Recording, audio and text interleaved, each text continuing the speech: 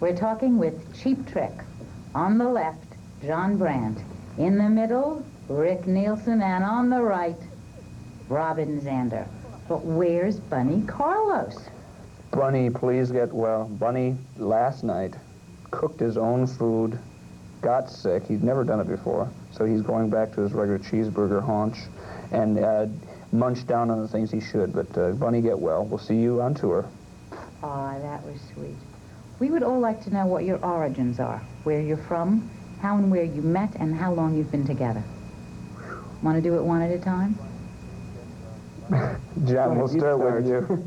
Let's see. Cheap Trick's been together since 1973. Has a very good year for wine and champagne, actually. 73, yeah. We started playing clubs all over Chicago and places like that. And at that time, it was Tom Peterson, Bunny Carlos, Robin Zander, and me. And we've evolved through the years. From the Homo sapiens species of somewhere around 2000 BC or something like that, I think. No, not those aren't. No. Oh. How long have we been together? 7 years? No, we've been together years? since 9 years. 9 years this year. And we've put our first record out in 1977, recorded in 76, and we have our 7th album out right now. It's called One on One. And our latest addition to this combo is Mr. John Brandt. And he's over on my right and on your left. How do you work when you're writing? Do all four of you work together? Do you pair off? Do you have any special method? I think the method we use is we all write... Pencil and paper. Pencil and paper, and we all write individually. And then we get together, and then we put it together. And I bring my ideas to Robin, he brings his ideas to me, and we piece them together, and somehow we end up with songs. Like on our latest record... Oh, excuse me. Oh, I'm listening for this. There, because we took your picture. We're waiting for that. The latest record, we did 35 songs. We wrote about 35 songs and then cut it down to 11 for the album for One on One. And when we originally went into the studio, we only had 12 songs. And so we wrote most of them in the studio. And out of those original 12, we only used 3 or 4, I think, that are on the record. And so it meant we did a lot of writing in the studio. As well as being popular, your sound has a very strong music line. When did you decide to be serious musicians instead of just loud, flashy pizzazz? Is that what we were before? Is that what you're saying? No, I'm saying as opposed to. I think we're still deciding that. We haven't made the final commitment. I think rock music should be fun, and I think we definitely try to have as much of that as possible. We like to tour a lot, and as far as being professional musicians, it sounds like a violin player with a New York orchestra. I think we're serious about what we do, at the same time, it's the best job in the world, I think, because we do what we like. That was another one of my questions, and I guess you answered it. The question was, is it all still fun? Are you getting tired of it? It's not all fun, no. It's a lot of hard work, and say like we have a tour that will last anywhere from 3 to 5 to 7, and actually our longest tour was 18 months in a row. So it's a lot of work, but each night getting a reaction from a nice audience like you makes it very worthwhile, and it's a lot of fun. Speaking of touring and audiences, you guys have broken all records in Japan. What we want to know is, what's the difference between Japanese and American audiences? Is there a difference? It's more Japanese in the audience. In where? In Japan. Oh, and that's it? Outside of San Francisco, yeah. I'd say just, rock music is like a universal language. In Japan, kids take English in school so they can speak it. But rock and roll music is like English in France is popular, English in Russia, China, because most of the rock music of today and of the past is with the English spoken word. It makes it good for us because I can only speak Ich kann sprechen Deutsch. And who wants to make German records? The Germans. Well, Udo Hindenburg, Udo Jürgens, and all these guys. And Heino, oh, he's a real talent.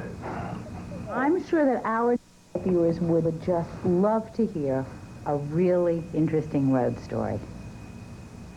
Well, I have a paternity suit going right now, I was attacked by 14 girls in Wichita, Kansas. And they took advantage of me. They whipped me. They hurt me. They abused me. I loved it. But you got pregnant. Well, the baby was born and was holding the IUD. Have you ever heard that story? That's true. Most outrageous present for Robin came, it was a year ago Christmas, and UPS package showed up at the door. Out jumped this stinky girl. She'd been in there for 6 days. Are you serious? Serious. I don't know. It was from Seattle. She came from Seattle and showed up at her offices in Wisconsin. And she was naked, and she had a canteen and a couple sandwiches, and she was really funky smelling.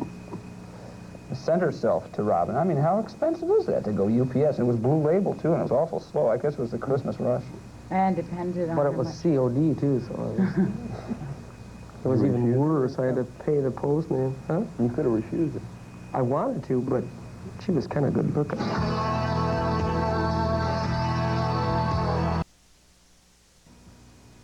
Which came first? Did the audience you play to influence your songs, or did you get your audience because of what you say?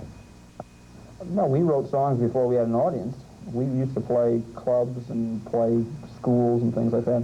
And I remember we played once out in Minot, North Dakota, and we had 3 people there. There was one guy was an Indian, Indian origin, and there was one was the bartendress, big fat lady. She was the one with the decibel meter. Yeah, she used to carry a decibel meter to tell us to turn it down. She had threatened, or she said we killed her dog, too. Right. Trying to not pay us. And then the third person was the guy that was hitting this Indian with a pool cue. That's a true story. And that was in Minot, North Dakota. And so our music came before our audience. We came before our audience. But when they come to see us, Who's been your strongest influence? that girl with had the Limburger stink on her. Ooh, the UPS girl. Musically. Oh, musically. Yeah. Well, you got to make it a little clear, you know. Who's been your We're from the strongest Midwest. influence musically? Probably different people for every one of us here. Okay, let's try one at a time.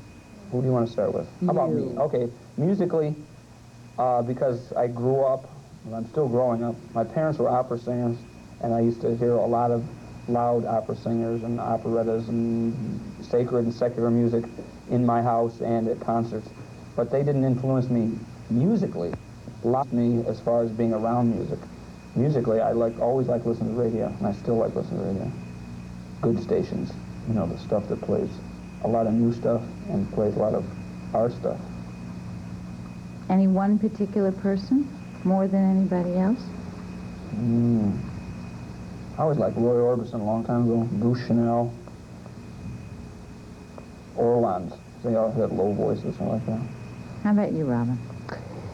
Well, I guess my father probably influenced me because he was also a musician. He played organ, and he played keyboards, piano, and all that. And radio, again, between the time of like 1959 and 65, I guess. 59 because my sister had a record player, and I used to go in and take her records when she wasn't around and play them on her player, scratch the crap out of them, you know. But she had like Elvis, all Elvis's records, and she was listening to like Eddie Cochran and She was cool. Sam Cooke, and she had a bunch of cool stuff. Twistin' and Idol, stuff like that. Then, of course, the Beatles, the Kinks, and the Who, and the Stones, and all that music that everybody was influenced by at that time. Yeah, I don't think we ever had anybody, we're no different than anybody else. We heard the same records you did, except instead of, you know, taking another sort of job, we just stuck with music. Yeah. John? No, I agree with them. But the radio, there's so many bands, you know, you're influenced by everything you hear, you know. Do any of you have plans for any solo projects? Sure, we all do. Sure, we all have plans for solo, I can't even say it. We all have plans for solo projects, but not at this time. Cheap Tricks takes up most of our time because we tour 90% of the year and we record the rest of the time. We don't ever take vacations. this is a vacation to us, to be able to sit here and talk to you and do a TV show or something like that. Well, this certainly has been a real treat for us. It really has? Yeah. I mean, you're sick of us already, so we have to Yeah. go off camera. I think, well, Let's go out and have a no. party. I think See, that's we like a to go good party idea. and have a good time. Yeah. With the Yeah. cameramen and with the people here and all our fans. See, if Chief Trick was to disband tomorrow, we could all just be professional party people. I think that's the thing. We'll go to parties and you can rent us for a small fee and all the beer we can drink. We'll show up at your house. Right. You know, it'd be sort of like standing around. Hi. Tonight, We want to know something. What part, if any, do you want to play in the current video revolution? Heavy question. What was that?